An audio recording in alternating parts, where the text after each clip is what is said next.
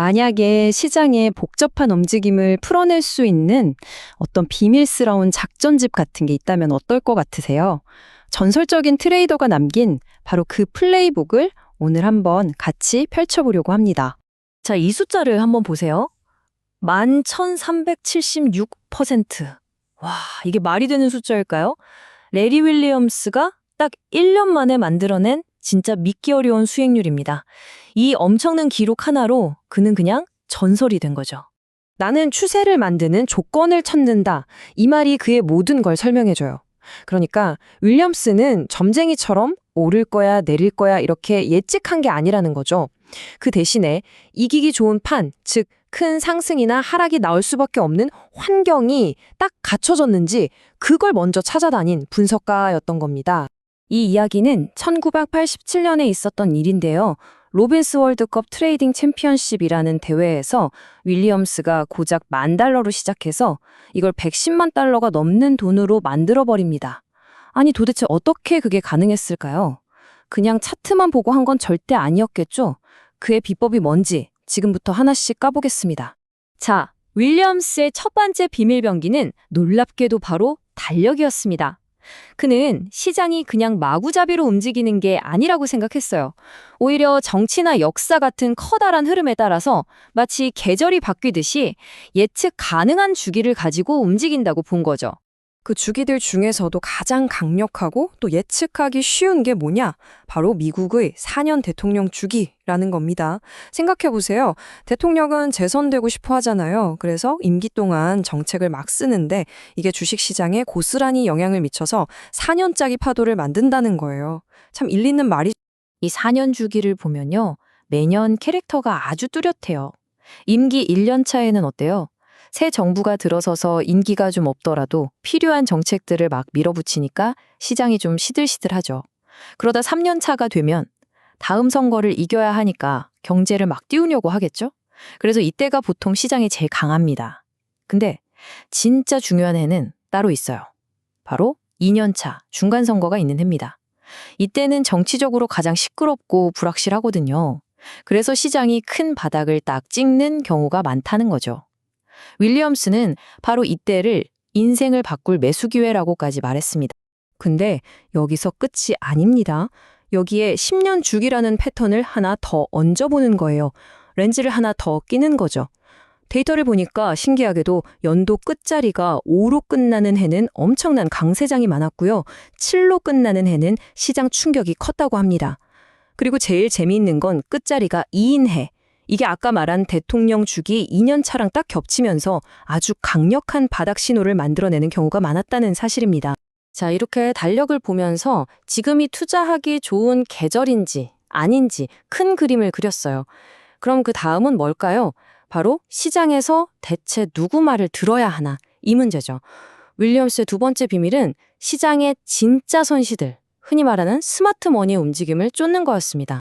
시장을 보면요, 크게 두 종류의 플레이어가 싸우고 있어요. 한쪽은 커머셜, 다른 쪽은 투기 세력입니다.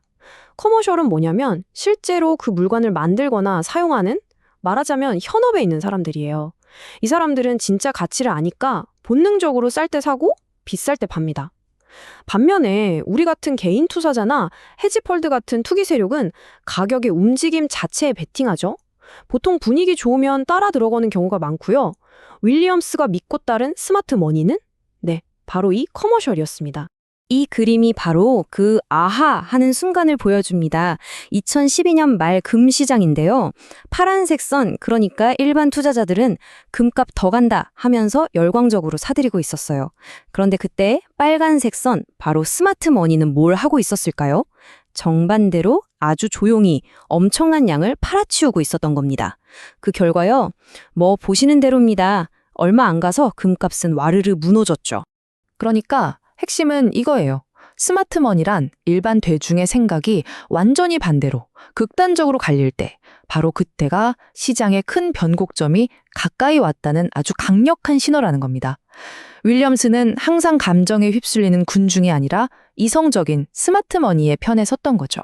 좋습니다. 이제 큰 흐름도 읽었고 누구 편에 서야 할지도 알았어요. 그럼 마지막 퍼즐 조각이 남았죠. 그래서 정확히 언제 들어가야 하는데 윌리엄스의 세 번째 비밀은 바로 이 타이밍을 잡는 기술입니다. 그가 즐겨 썼던 방법이 바로 변동성 돌파 전략이라는 건데요. 이게 뭐냐면 가격이 떨어질 때 써다고 덥석 사는 게 아니에요. 오히려 시장이 나 이제 갈 거야 하고 강하게 힘을 분출하는 그 순간에 포착해서 달리는 말에 올라타는 전략입니다. 아주 간단하면서도 생각해보면 정말 강력한 아이디어죠. 그 방법이 또 엄청나게 간단합니다. 한번 보세요. 일단 어제 하루 동안 가격이 얼마나 움직였는지 그 변동폭을 계산해요. 그리고 거기에 K라는 비율, 예를 들면 0.5 같은 걸 곱합니다. 이건 어제 움직임의 절반 정도만 오늘 또 보여줘도 아, 이건 진짜 힘이 붙었구나 라고 인정해주겠다는 뜻이에요. 그렇게 계산된 값을 오늘 아침 시가에 더해서 트리거 가격을 만들어둬요. 그리고 하루 종일 지켜보다가 가격이 그 선을 딱 하고 뚫고 올라가는 순간 바로 그때 매수 버튼을 누르는 겁니다. 자, 지금까지 이야기한 이 모든 비밀들을 하나로 꿰뚫는 철학이 있습니다. 윌리엄스는 이걸 아주 멋진 비유로 설명했는데요. 바로 농부처럼 거래하라는 겁니다. 농부는 날씨를 예측하지 않잖아요. 그냥 씨앗을 심기 좋은 계절에 심을 뿐이죠. 투자자도 마찬가지입니다. 돈을 심기 전에 지금이 어떤 계절인지를 먼저 알아야 합니다. 이 말이 모든 걸 설명해 주는 것 같아요. 내일 비가 올지 해가 뜰지 맞추려고 애쓰는 게 아니라 지금이 씨앗을 심기 좋은 봄인지 아니면 수확해야 할 가을인지를 파악하는 것. 그게 바로 윌리엄스 방식의 핵심이었습니다. 물론 요즘 시장은 그 어느 때보다 복잡하고 빨라졌습니다. 하지만 한번 생각해보죠.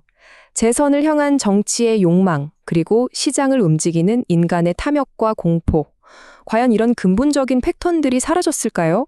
어쩌면 지금도 시장의 가장 믿음직한 나침반은 바로 이런 것들이 아닐까요? 레리 윌리엄스의 플레이북이 우리에게 던지는 질문은 바로 이것입니다.